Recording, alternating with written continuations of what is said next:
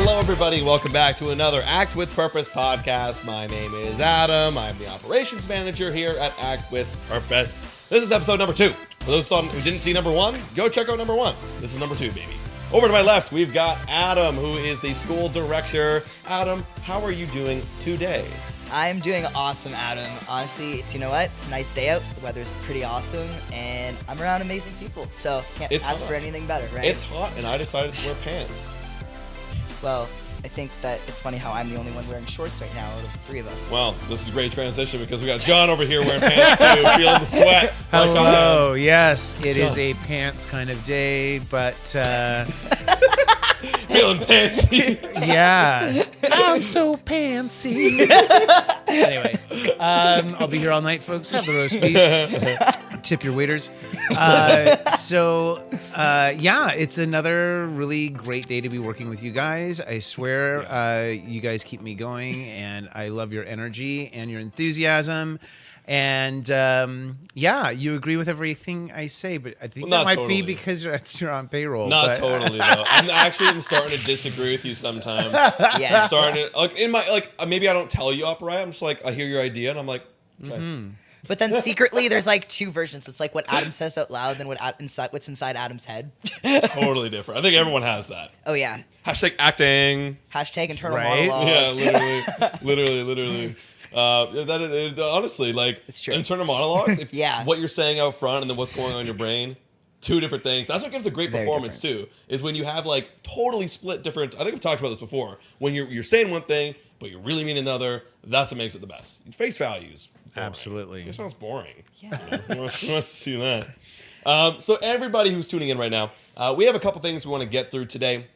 And I actually want to start off with this gentleman over here on my left, Adam, because you were telling me earlier, and I was like, stop it right there. This is going to be on the podcast. Yes. So you are now looking for new representation. Like, tell me about your experience. You have to give names or anything right now, but like, tell me about how the whole experience is going. You know, maybe some people who are looking for representation can kind of look at this and like give a little bit of an insight of what the kind of process is like. Absolutely. So I am so happy that I'm finally able to have the opportunity to be able to get signed now with an agent that I still haven't chosen who I'm going to get represented by yet. I'm still in the works of, having meetings going on as far as that goes. But I'm going to be meeting this week with an agency that I really respect, and I really love what they stand for and what they're doing in the industry right now. Yeah. And as we've talked about in the last podcast, I've had a really tough experience with the agent that I was with before.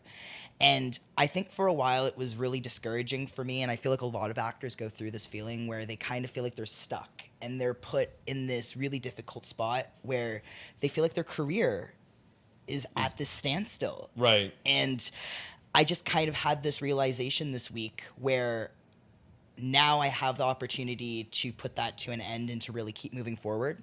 And I'm really excited for this week to have that meeting because it's going to be one of those moments where I get to make that decision that's going to determine how my career is going to go from this point forward. And of course, as we know, coaching is a really big part of my career, and I never want that to, ever be something that ends. Right. But performing is something that I've always loved to do. I've always loved performing ever since I was old enough to talk, even before that. So this is really big. And I think that it's something that's a really special moment for a lot of actors when they're able to meet with an agent and see who is it that's perfect to represent them and really, help them build their career. And why is that important to you? Like getting the right agent, like why is that important to you?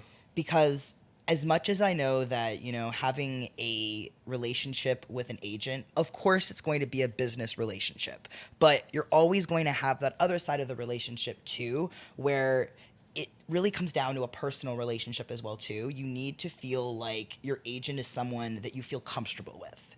And this is why this time when I'm going through meetings, I'm really making sure that who I'm going to choose, who I want to work with, is going to be someone that not only do I value what they represent as an agency, but also as a person, as an agent. Totally. What they're doing for their clients, how they're going to represent them, and just how they communicate and really interact with their clients. So I think that Absolutely. says a lot about a person's, what they stand for, who they are as a person, their personality, just morals, everything. Yeah. And because this is something like I always say, right? I was saying the other day that when you get an email from your agent, you want to be excited to have an email from your agent. Right. You don't want to be nervous. You don't want Afraid. to have Right. a heart attack when Yeah. the email pops up and you're like, oh, great, I have to answer this email now. And you wait an entire day because you're not sure how to do it. Right.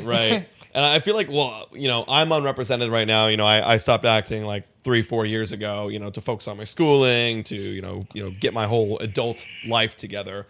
But I always said if I wanted to go back into the industry, I would want to take that interview process. I think this goes out to a lot of people who are looking for an agent. Is like, take the interview process as you're not, yes, you are interviewing for their roster, but you're also interviewing them in a sense, because in my mind, it's got to be a partnership, right?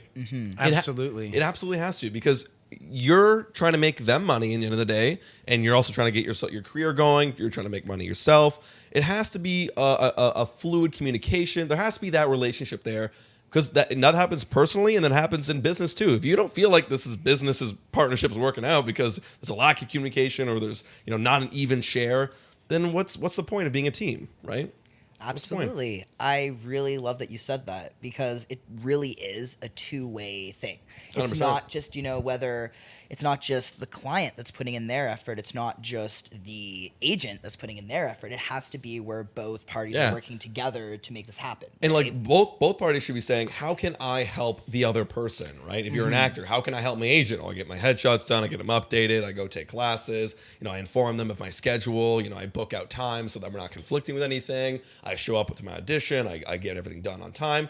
From an agent standpoint, how can I help my client? Am I setting them up for the right roles? Am I marketing them correctly? Or et cetera, et cetera, et cetera. Obviously, I have not a lot of experience being an agent myself, so I guarantee there's things I don't know. But there's definitely that back and forth communication. Am I communicating properly of what our efforts are here? Like, how am I getting any feedback? If I am booking something, am I sending over the contract? Am I negotiating on your behalf? Like, what's going on, right? So it's a partnership. Yeah, and I think the other thing is that so many times talent turns over all of their power, and they forget the fact that they are interviewing the agent to see if they are the best fit for them. Yeah. It's not about just getting an agent. It's about finding the right fit.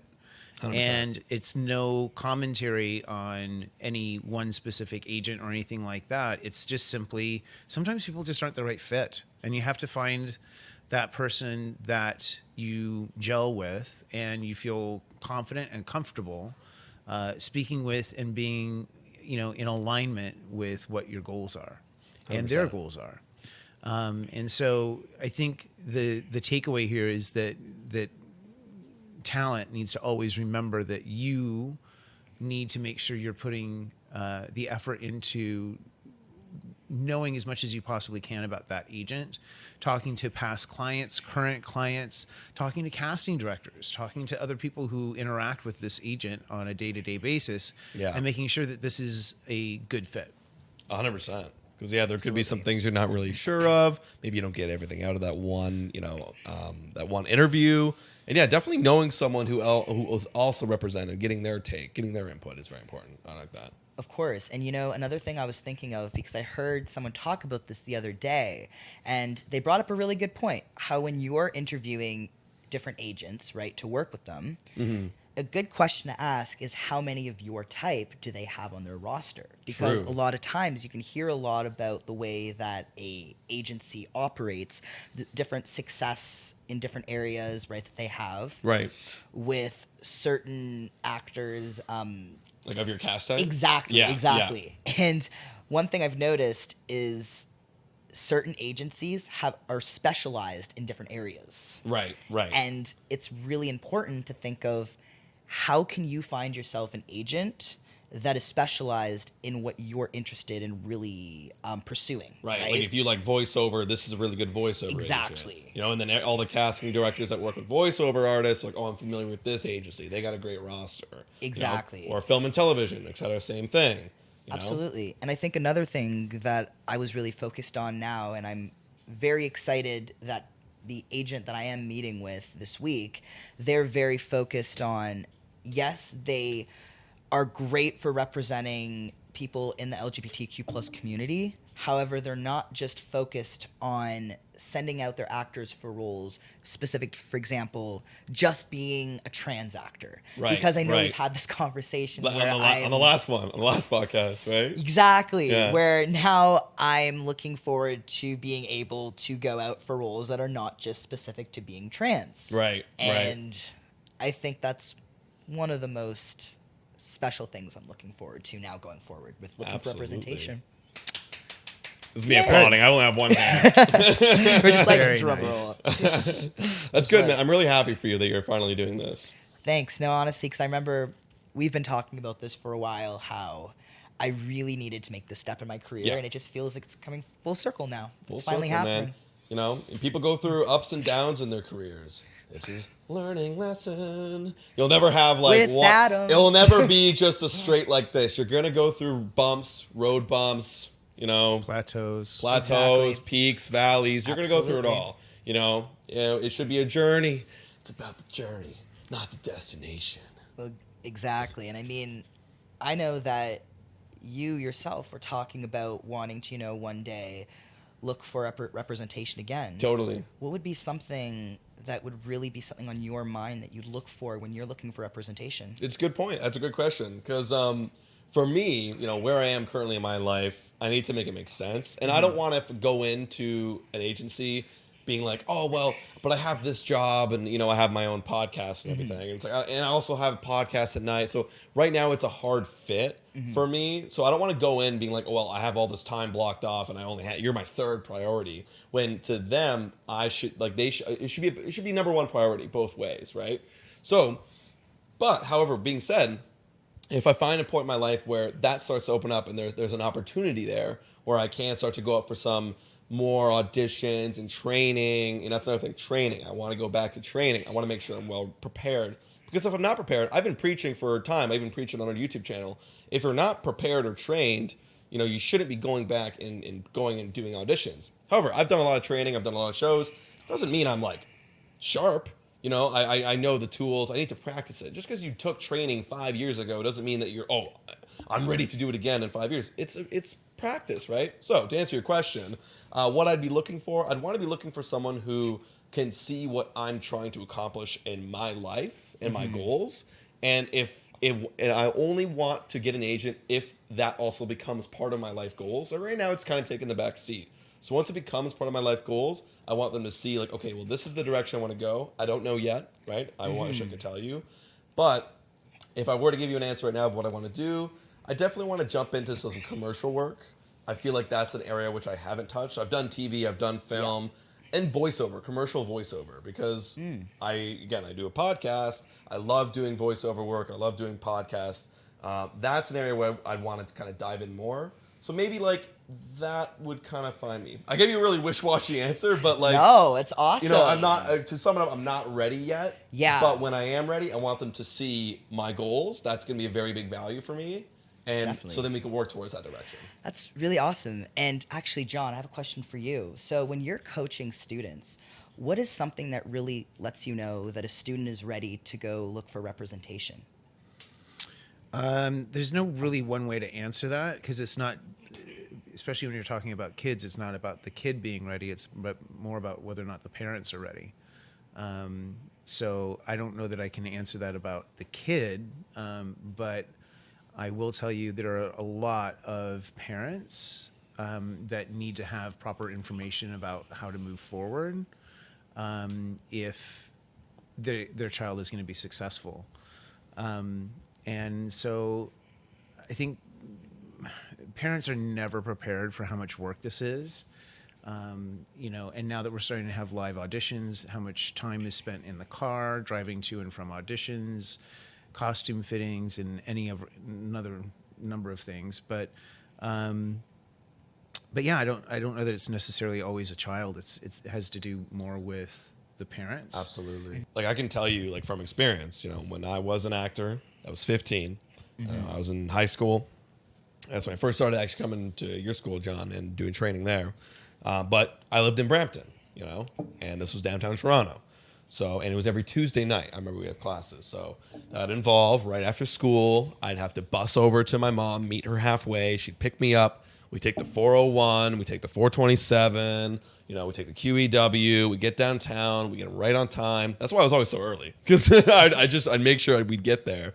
And then, you know, they also have to wait, because they're downtown, 2 hours for me to be done my class. So they're waiting around. They got so they really are committing their entire evenings and nights to me. And it is a big work. It is a big commitment. And, you know, also, you know, when I was 15, I couldn't be emailing my agent. Usually agents want to talk directly to the parents if you're under 18, because you're going to have to anyways if they're going to book a job. So she also had to communicate that to me. Anytime I got an email, anytime I got an audition, oh, here's the breakdown. Here you go. I'm going to print it for you. Oh, do we need to go to a studio to get you self-tape? Oh, I have to drive you to the audition. I got to book this on my week. You, as a parent, you are the actor now. You're not the one doing the performing. Actually, let me say this better. You are now the manager. But you're also the manager that's not working from home. You are working with the actors side by side. So you're almost more than a manager. You're a momager. Or a dadager, whatever you want to put it. So it is really, really important. And I want to thank my mother, also, for listening. Hi, Mom. You know, she was absolutely fantastic. And my dad, you know, he was there too. So they were both fantastic, helping me become the actor I was. And I would not have been able to have the success I had during my high school years if I didn't have them. So it's very important. Yeah. And some of them don't see it yet. Right? Yeah, and it's hard to know about the commitment until you're in it. Yeah. And then that's usually when people are panicking, saying, "Wait a minute, what did I sign up for?" But yeah, a lot of times it has more to do with the parent. In terms of like my adult clients, you know, again, I think, especially with newer actors, there's a tendency to just, you know, jump at the first agent that pays any attention to you. Right. And the danger in that is the same thing as in the dating world. You don't just date somebody because they're interested in you. You date because there's a mutual interest, right? Do you think it's tough, though, for new actors who maybe not have a lot of experience? Maybe they're not getting the attention of a lot of, you know, agents, where then they finally get one to have the discipline to say no if it's not the right fit? Yeah, I mean, it's better to say no if you don't see it lasting. There's no point in getting into a relationship, right? You know? And it is exactly that. It's a relationship. So if you don't see it being fruitful right from the beginning, there's no point in wasting everybody's time. Right. And usually the ones that are, you know, quick to respond to agents are sometimes the not so great agents that are trying to sell photo packages or trying to sell classes or charging upfront fees and things that are against, you know, EIC and TAMAC rules. So, again, you just have to be really, really careful. But I can't tell you how many times people have said, "Oh, I just signed up on Mandy," or "I just signed up on Casting Workbook," or Actors Access, or Casting Networks, and all of a sudden an agent reaches out to them and they think, well, because it's on a professional platform, that it's a really great opportunity. Well, unfortunately, some of the not so great agents are still on those platforms. And so it's a tough situation to be in, where it's like, yeah, that agency happens to be on that platform, but that doesn't necessarily mean that they've been vetted, that they have great business practices, or that they serve their clients in any one particular way. So anyone could go on those platforms, right? Not just anyone. I mean, they do have somewhat of a vetting process, but it's not to the same degree as, EIC and TAMAC. Right. There's not an application process or in that sort of thing. There's certain places where you can put in your credentials, right?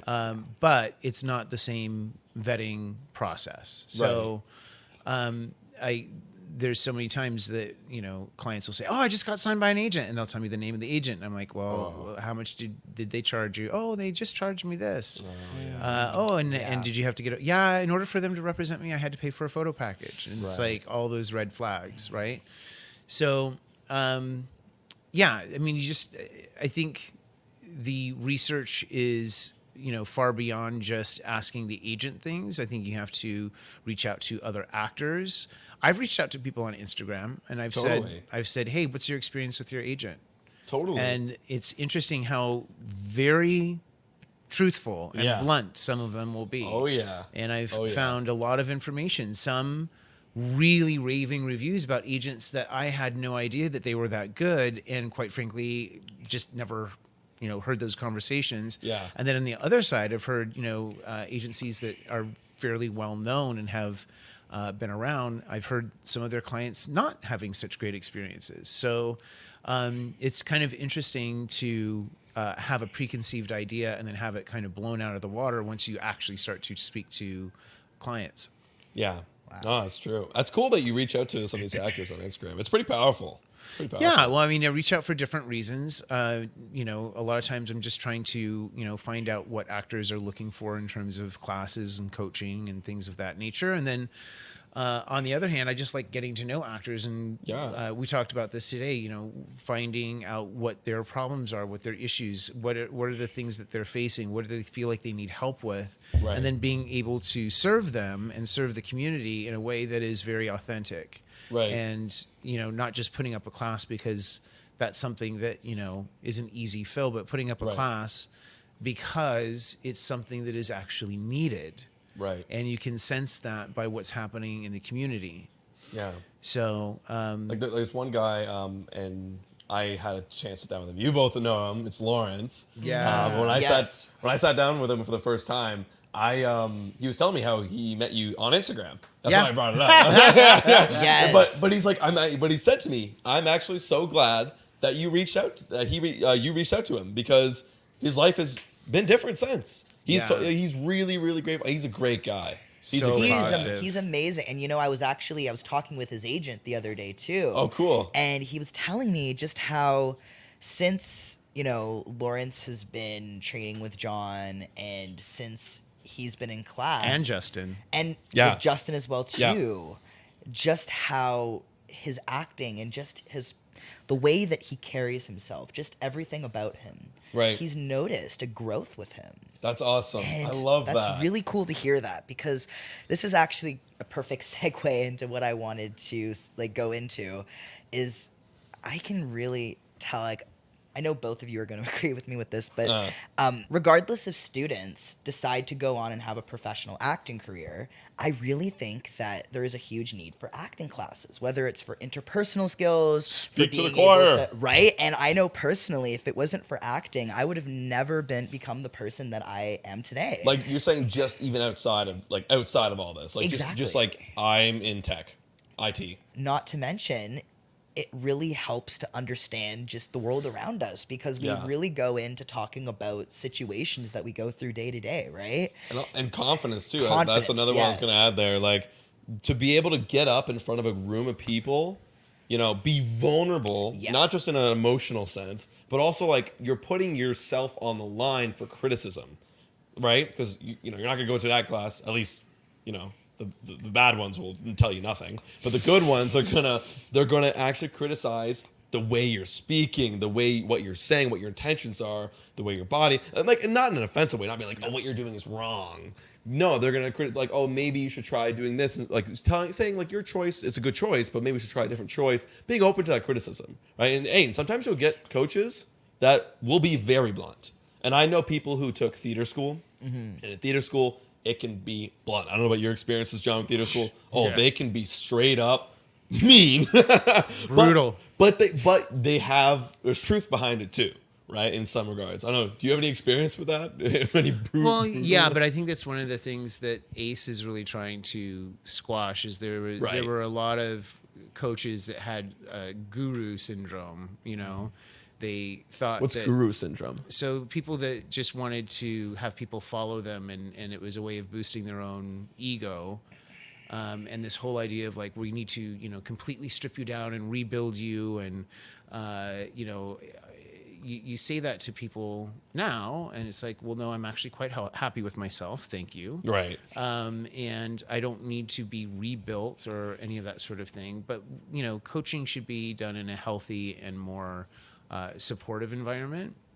There's no need to be tearing people down, telling them that they're never going to make it and all that kind of stuff. I think no one has that crystal ball and can say anything about anyone based on body type, experience, talent levels. Some of the most interesting people in TV and film are people that heard no. People who have been rejected, like Roseanne Barr, nobody wanted to know what a wife from, the Bible Belt of the U.S. had to say. It was considered so gauche. And she ended up, really tapping into a voice that was very unique. And people were very interested in hearing, that perspective. 100%. I get bored of the same cookie cutter thing. I like different people. And Danny DeVito. Yeah. He, look, he was not a body shape or body size that fit into a lot of what, especially during the 80s and 90s where everything was just so look based. Right. He didn't fit into a lot of things. And so comedy, of course, was a great outlet. But then, he eventually, because of the comedic outlet, started bleeding over into more dramatic roles and really got to see what he was made out of. And he's a fascinating person and a wonderful actor. You reminded me of exactly the story I was looking for earlier, which was you were talking about like body types in the 80s. Tell me about the audition. Tell everyone about the audition where they were pointing at people. You can probably explain it better than me. So before they would start a lot of the dance auditions or vocal auditions for Broadway musicals and things of that nature, they would have a typing out. And so they would literally line you up. Okay, can we have all of the boys stand up? We would stand up in a big chorus line all across the studio. And they would say, okay, gentlemen, please take off your shirts. We'd take off our shirts. And somebody would go down the line and literally say, yes, no, no, yes, no, yes, no, yes, yes, no, Dang. Yes. And just man. based on your look, how you looked with your shirt off, you were eliminated. Dang. And so there were a few different schools of thought. Some people really appreciated it. And they're like, well, if I didn't have a shot of booking that job, I'd rather not do the audition and be able to make it to another audition, or at least just not waste my time. Other people were like, well, if you had a chance to, see me dance or hear me sing, I think I could have changed your mind. Right. So people had two different schools of thought on it. I still am not sure exactly how I feel about it. Like, yes, like when you are talking about the Rockettes, right? For instance, you can't have a 4'2", Rockette standing next to, a 5'9", whatever. Yeah, exactly. Or 5'10" or 5'11". It doesn't work. It doesn't work visually. It doesn't work technically. It's not something that would be possible. So, like, I do understand in some certain circumstances and things like that, what they're looking for, and it does matter. Yeah. On the other hand, I think we've come so far in just celebrating body types and not body shaming and, all those things that are so positive. But yeah, I think to this day, I still kind of fall into the category of, well, at least I didn't waste my time. Right. I'd rather know and be typed out than to sit there and do an audition that the casting director or the agent or not agent, the casting director, the network or whatever it may be, isn't interested in. Right. And doesn't a form of that still kind of happen today? Like, I mean, you send in a headshot to a casting director, and they kind of do the same thing where they're like, it's still right? It's still happening, right? To some certain degree. I think that the only difference is we don't see it. Right. That was so in our face, literally being told no. Right. Put your shirt back on and leave. Right. Shame. Yeah. So that can be very detrimental to, mental health and that sort of thing as well. But it's still happening, but it's happening, in a private room. So casting directors get submissions from agents and private submissions from people who don't have representation. Those headshots and resumes, are sent over on different platforms, casting networks, casting workbook, Actors Access. And so casting directors are basically doing the same thing, going through and saying, yes, no, no, no, yes, no, yes, and, that sort of thing. I don't feel like it's as much look-based. I'm sure that is absolutely a factor, your cast type and that sort of thing. If you're possible to even look like one of the family members and that sort of thing, which I do understand. But I think the hardest thing for that side of things isn't necessarily your body type, but it's understanding your agent's relationship with the casting director. Oh, yeah. So I it still like pains me when I coach a really good actor, but I know for a fact that a certain casting director doesn't work with their agent, and that all of the work that they're doing and all of the incredible choices that they're making for that piece, and then being able to film it, send it in, and just know that the casting director isn't even going to respond to it. Wow. I'll jump in from like, I know actors are probably going to be saying this. Well, then how do I know? Like, how do I know what agent to go to? Who works with who? Like, yeah, how do I and know? the thing is it's constantly fluctuating. Look, Right. An agent and a casting director cannot get along and kind of have a little tiff for a month. Some of them have ongoing grudges that go for years. Yeah. Oh my gosh. Some of them, are hunky dory and get along with everybody.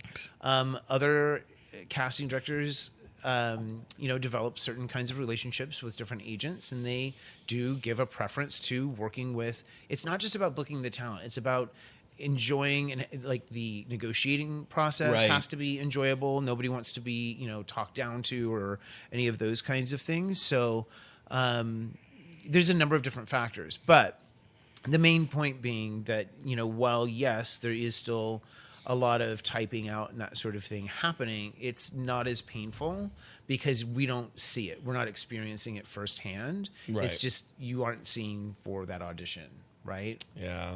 That's unfortunate, Yeah. It is. Yeah. But again, if you were to, think, well, at least I didn't waste my time going and getting a self-tape, paying somebody to help me, It's like, get are you- coached up, all that sort of thing. In a way, it is helpful to, have that kind of buffer. Right. But what would you think anyways, where it's like, if you did get selected by the casting director, and they do see your agency when they're, selecting, do they think like, if I don't even want to work with this agent, I'm just not even going to bring him in. So Yeah. in that sense, yeah, what you're saying is like, oh, well, at least there wasn't even a chance for me to be proven. Exactly. Or whatever, to go audition and waste my time. Right? Exactly. Yeah, makes sense. And something else that's a difference from like the 80s and 90s to now, I find, is I remember when agents used to pitch. Like, Pitch? hey, yeah, they Like would an actor? Yeah, absolutely, 100%. Wow. Hey, you didn't give this person an audition time, but I got to tell you, they just came off of doing this show. They got great feedback from the director on this. Everyone's talking about his performance in this upcoming production. Da da da da da. Wow. It would be really smart for you to get this guy in, and you've got to see what he can do. I want that agent. Right?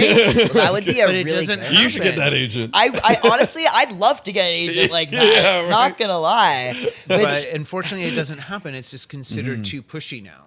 Right. Yeah. Like, just let me do my job. I know what I'm doing. Casting Yeah. directors just don't seem to respond to it the same way that they. And I find that's another thing that's very interesting. American casting directors, I feel, are a lot more open That's what I was going to say. to yeah. that than Canadian. The Canadian market, there's a lot of things I really appreciate about it. There's a lot of things that I think there's still some room to expand Right. in terms of how to better serve the acting community. Yeah. And, yeah. Yeah. There's just a very big difference between what American casting directors are looking for and are open to than what Canadian casting directors Right. are open to. Now, I don't know why I sparked this question in my mind, but what's the difference between an agent and a manager? And is a manager useful here? In Canada, or is it only good in America? So I feel like there's value for a manager Yeah. here. And that's unfortunately kind of one of the weird situations that acting coaches get thrust into, is that we are kind of acting like managers for a lot of our clients because we're giving them advice on their resume, headshots, what material they should be doing, sometimes even giving them tips in terms of style. and how to better style themselves and present themselves to casting. Yeah. We're doing the job of a manager in many, many ways. And the difference being, in Los Angeles and in New York, if you're going to be going into those markets, even if you live in that market, sometimes an agent will insist that you have a manager. The manager is going to do all the things that you might want from your agent, but they just don't have the time to do that. Right. So if you have questions about where to take class, where to get your headshots done, help me reformat my resume, what books should I be reading, what classes should I be going to, those kinds of things. Those are things the manager will take care of and help you out with. Whereas, and getting, like, no joke, getting set up with a stylist and being able to market yourself and understand your look and your bone structure and your colors and, all of that. Right. And finding the right fit. Yeah, like I knew a guy who I was on a show with, and he went to LA for a little bit, and he got a manager because, he did do a couple red carpets, and he had to get a stylist and everything, but it was all hired by the production company. But then as soon as he was off payroll of the production company, they weren't bringing him any more stylists. So he went to LA, but, the network still wanted to work with him and, like, bring him out to a couple events, but the production company wasn't paying for the stylist. So then he had to get a manager. And the manager then started to pay for stylists, everything like that, like interviews, what to say, what not to say. That'll help out your image.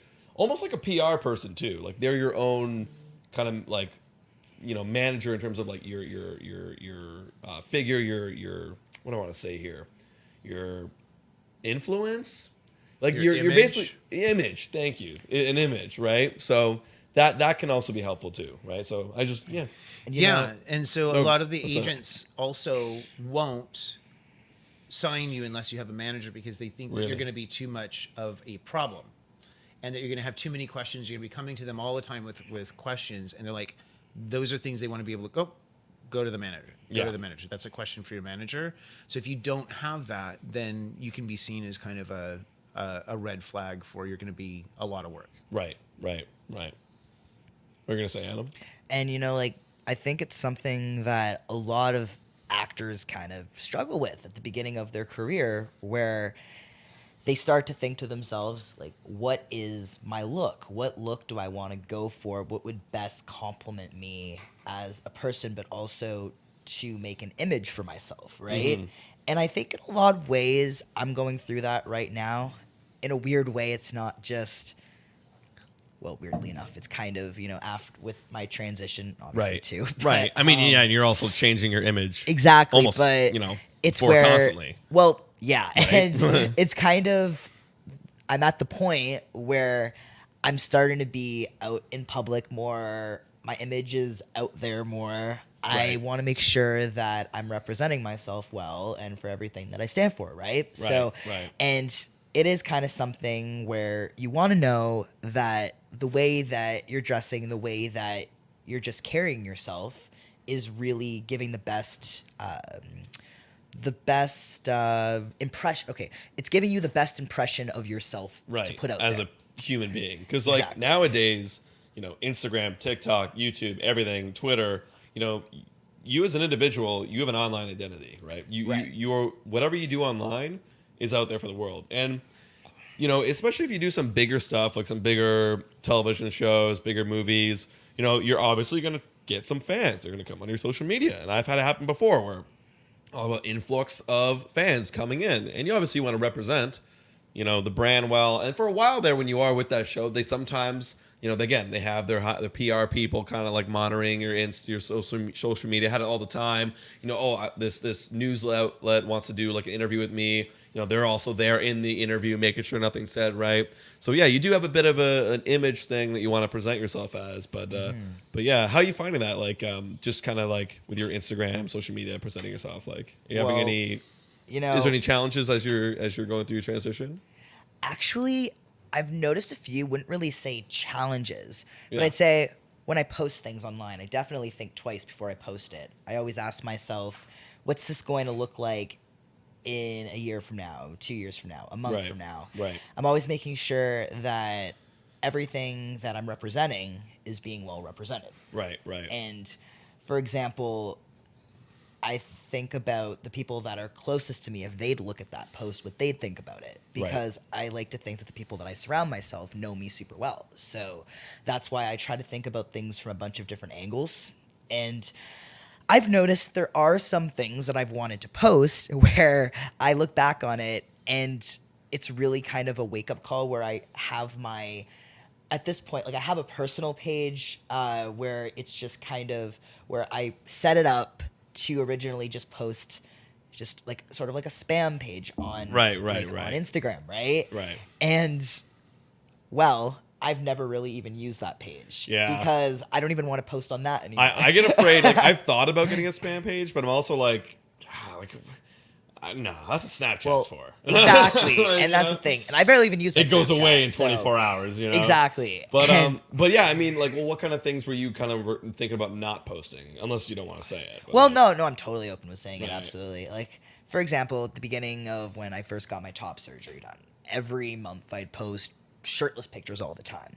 Totally. I mean, yeah, as a trans man and just me being me, it's totally fine to put a shirtless picture online every 100%. once in a while. 100%. But when it gets to the point where you're putting one on like every 2 days, then it think becomes it to might the annoy point people? where people look at it and they're going to have that impression like, oh, this again. And Right. it's I hear what you're saying. going back to what we were saying, that image you're putting out for yourself, that impression, right? Right. And I don't ever want people to look at me and be like, oh, that's who Adam Schuprick is. So, Yeah. I mean, sure, it's showing that I'm confident with myself, Yeah. but there's a lot more things that I want to be known for other than just that guy that just takes shirtless, half nude photos. topless transition photos. Well, you know, obviously, you should always post, and I'm always gonna say this to anyone. You know, I'm Yeah. a content creator, and people always ask me like, "Oh, what do I post? What do I post?" And I say, post exactly what you want to post. Well, right? yeah. So, and again, at the end of the day, if all you wanted to do is post topless transition photos, do it. And if people are gonna get annoyed, then that's not your audience. There will be an audience out there that will go, hell yeah, maybe Well, yeah. I need to go through a topless transition. I want to see what the progress is like. So, True. you know what I mean? So But- there will be someone. Go ahead. You know, I kind of thought of something, and I'm having this like in the moment realization. See, Yeah. magical moments on our podcast. Yes. But Discovery. I'm kind of realizing too where this comes down to not necessarily, it's just caring what other people think sometimes. Right. And come to think about it, as someone who's, you know, in the public eye, like, and everything, it's kind of a lesson where you shouldn't always be thinking about, you know, doing stuff for other people's Right. approval, where you should just, like, for example, hey, if I want to post a topless photo, I should post it. Right. Because when it comes down to just thinking about what other people are going to be thinking, it's not necessarily the reason to do it, right? Right. So it's got to be like where you do it because you want to do it, as long as it's not It something have that's ill hurtful. intentions. And Yeah. I think that's kind of to answer the question you were saying too, is the only thing I've ever caught myself really thinking about before I post something is it going to be hurtful to anyone? Is it going to be something that people will look at and feel like it's going to offend anybody? I don't Right. ever want to offend anybody. I don't Nowadays, ever it's want very to hard. It's exactly. very hard. And it kind of goes down to no matter what you post, sometimes you got to really kind of think about who will it affect, Right. And I'll say this on a lighter level, like, you know, I have a podcast, you guys know, YouTube, on the Toronto Blue Jays. And like, you know, I post twice. That was a very clever, shameless plug. I thought I'd throw He it just in. is I like, thought I'd throw it in. I had I to. feel like But there's going to be a lower third that pops up. follow Blue Jays today. our next podcast this Yeah, day. yeah. Click But- here. But the reason why I was bringing it up is because, I offend people's egos. I offend people's opinions. Sometimes people have favorite players. Like, people are diehard fans. Like, that's our audience. And I will blatantly say, because I believe it, this player sucks, or they need to do this. And someone's watching this going, no, like, I have a Bo Bichette poster on my wall and I idolize him every day, and you're telling me he sucks. People will comment saying, how dare you? How dare you do that? And I offend the crap out of them. But that's the thing. If they're not going to like, but here's the funny thing. They come back and they watch my next video.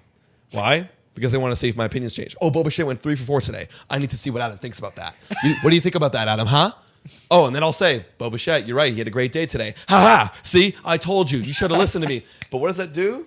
they're now part of the audience, right? But True. it's totally different. But to go to that back to the offensive thing, it's impossible to post something that won't offend anybody. You could say, I love rabbits, beautiful creatures, love them. Someone could hate rabbits, you know, and be like, how dare you? These are vile species. We need to get rid of them all. Like, someone will do it, you know, like someone will be offended. So no matter what you post, there will be someone offensive. Now, True. offended. Now, if you go out here saying something vile, something super offensive that's like clearly wrong, then yes, you will offend more than half the people in the world. But someone will always take offense.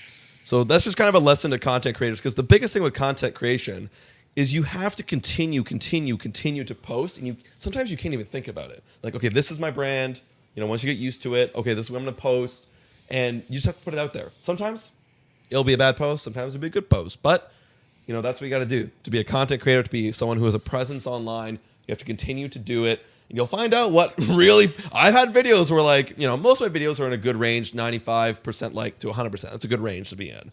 There'll be some that are 77% like. And that's because I'll take a strong opinion that's really unpopular and people won't like it. Or straight up, something bad will happen in the Blue Jays world where people just don't like it in general. So they'll dislike the video because they don't like it. That's happening in the world. I'm just reporting it. Don't hate the messenger. You know what I'm saying? True. But yeah, it's part of the whole process, right? So just go and do what you want. Just go full in and do whatever. And then I'll spend so much time on a post that I feel is like so heartfelt. And then it'll get like hardly any attention. But then I'll post a shirtless picture and people go nuts. Oh yeah. And it's like, but did you hear the thing from yesterday? I know. It's so weird. And like truly I appreciate the attention and everything, but it's just so strange. It is. You know, like you can give them really like a golden gem of information, and people are like, that's nice. And then, oh, John, look at you. What it's like, But did you see the thing from yesterday? Yeah. There's people out there in the world who are taking over the internet, being influencers, who are strong characters who grab people's attention by their presence, by what they're saying, by what they're doing. Even if you hate it, like I'm saying with that Boba Fett example, this kid idolizing it and wanting to prove it wrong, but you'll continue to watch because it is eye-grabbing. Now, maybe Shirtless John was just so like sharp in one direction where it's like, whoa, like, nice, you know, and then people are looking at it. And people so like I should deliver all of my important content with no clothes on. No clothes on. Exactly. Just you're like, nude. note to We've self. learned.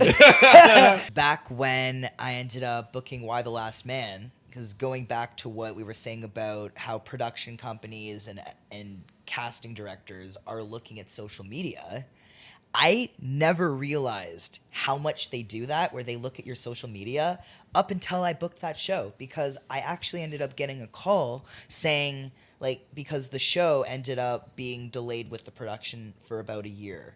And there was a point where I wasn't sure what was going on with casting and everything. So I got a call about 2 months before we filmed it. And they said to me, well, you know, we still want you to play Ian. We've had people looking at your social media and they love what they're seeing. We still want you to play Ian. And in my head, I had no idea that anyone was looking at my social media. So if my social media didn't fit your standards, I wouldn't be playing Ian? And that's what it kind of made me think. I thought to myself, whoa, they are looking in on everything I'm posting. Oh, yeah. And they're really taking notes on it. So when I did Nickelodeon, I used to have this, like, again, like a really young YouTube channel. I used to make videos when I was like 12 years old. I remember I hated Justin Bieber when I was 12. I mean, what, we put it in perspective, it was 10 years ago. So this is when Justin Bieber was just coming out. He was 16 years old. All the girls in the middle school were loving Justin Bieber, and I'm jealous. I'm like, oh my gosh, like, what's so good about Justin Bieber? Like, he's not even from, like, he's in the United States. Anyways, so then I made this video where I like beat up a Justin Bieber poster when I was 12 years old. I was like, today I'm going to kill Justin Bieber. And I beat up this poster. And I was like, yeah, like, screw Justin Bieber. And then, so they found that video. So I get hired by Nickelodeon. They find that video, like, hey. We need to have a talk. So this isn't going to fly. Like, I understand you were 12 at the time, but like, we should probably delete this. And I deleted it. But like, I went through and I deleted a lot of videos. So like, Justin, you're a great guy. I think you're awesome. So. Funny. So we got to that topic. 12-year-old kid. Now when I think back at it, this 12-year-old kid with a Bieber cut. Right. Oh my gosh. Justin Bieber. That's an image and a half. I loved it. I'm picturing this. I'm kind of sad that it's deleted now because I kind of want to. Oh, I want to watch it. Adam I Peddle wish. just He like. should reenact it. Yeah, he should. It's okay. Just grow out the beaver cut. So let me describe it to you. It wasn't just me punching it. Oh God. So I hung it up on. Hold on, it gets really weird. Oh, I think we passed weird 15 minutes. I hung it up on. So I had this hockey net in my garage. So I hung it up on the crossbar. So it was like hanging down there. And we took BB guns, me and a couple of my friends, and we were just shooting it. We're like, yeah. Okay, this got dark really fast. But again, picture like, this 12-year-old. Oh yeah. Oh my God. The funny. Okay, and it just increasingly got worse. Like we got butter knives. Right, my mom hated this. I got butter knives from mom's kitchen. We were throwing it. Wait. it's like. Oh, there's so much. There's so much. The finale though. I told my mom I really wanted to do this. Like, Mom, we gotta drive the minivan over it in the end. And wait, and my mom was like, okay, well, like, you're not going to drive it. I'm going to drive it. My mom was so supportive. She supported me all the way. So I was like, okay, Mom, so but film me in the front seat. Like, I remember, I was like, so that looks like I'm driving, and then we'll cut away. So I was like, yeah, like in the front seat. Cuts away, my mom gets in the car, and it's a zoom in on, like, my mom rolling over Justin Bieber back and forth. That's the poster. I'm just picturing the person who works for Nickelodeon. Yeah, they were like, yeah, no, this ain't gonna fly. Just imagine like a room full of associates at Nickelodeon. They're watching this thing. They're just like all like watching all these 12-year-olds with BB guns and like, like, nah, this ain't gonna work. What'd you do at work today? This ain't gonna work, kid. Anyways, guys, so that is episode 2 of Act with Purpose. There's a lot of things we talked about. Content creation, online identities, auditions, the way you want to represent yourself, all these types of things, dealing with agents, cast directors, all these sort of things. I know we're gonna have a guest very soon. Yes. I believe we're gonna have Jason Norris from YCAA coming on to our podcast very soon. Such a good guy. Yeah. Yes. Amazing. Yeah. So I'm excited about him. But I'm also excited about some of our other guests that we've kind of lined up. And I also want to encourage people, if they have an idea, or if there's anybody who's seeing this or hearing this that would like to be a guest. Yeah. And feels like they have something to contribute as to what's happening in the Canadian or American markets for that matter. We'd love to hear from you. Absolutely. Absolutely. And also any questions. I know. I do. Wait, what'd you say? For people. Oh, yeah. Not you. Oh, okay. If people have questions they want us to answer, or they want us to, throw around in the 100%. Round table here. Well, you don't want to hear more about my No, I YouTube think video with Justin Bieber? no, we're very creeped out by that. Yeah, we're gonna have a discussion when this is over. Also, Yes. also, I do want to give a shout out to Unstoppable Tracy. She's coming on at one point. Yeah. Yes. So that's gonna be awesome. So excited for that too. And then we have some of our cast members from our last short film from Can Escaper, myself. Yes. So that's gonna be dope. That's gonna be real fun, guys. Yeah, we've got some really good things lined up, and I'm excited about the way things are developing, the way things are going here. So Yeah, 100%. Awesome. All right, guys. Till next time. That's a wrap. Till That's next all time, you right. guys. Bye. Remember to act with purpose. If you're gonna act Act with purpose.